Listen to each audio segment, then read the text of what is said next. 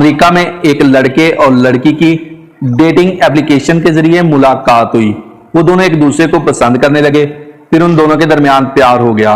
वो दोनों 3 माह तक एक साथ रहे, लेकिन लड़के ने लड़की से एक बात हमेशा छुपा कर रखी और तू तो बहुत बड़ा लड़की को कभी भी उस बात का इल्म होने ना दिया कि लड़के की एक टांग नकली है।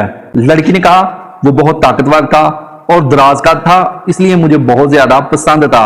वो खूबसूरत भी बहुत ज्यादा था। अपनी भावनाएं बता। लड़के ने इसलिए मुझसे ये बात छुपा कर रखी थी कि अगर मुझे पता चल गया कि उसकी एक टांग नकली है तो मैं कहीं उसको छोड़कर चली ना जाऊं। लड़की ने अपने टिकटॉक अकाउंट से बताया और खूबसूरत लड़का जिसको मैं बहुत ज्यादा पसंद करती थी, वो हमेशा ऐसा लिबास पहनता था जिससे उसकी टांग कभी भी नजर ना आए, इसलिए मैं धोखा खा गई। लड़की ने बताया कि जितनी मर्जी गर्मी हो वो कभी भी शॉर्ट कपड़े नहीं पहनता था। लड़की ने कहा मैं उसकी इस बात से बहुत ज्यादा हैरान थी कि आखिर ये शॉर्ट कपड़े क्यों नहीं पहनता।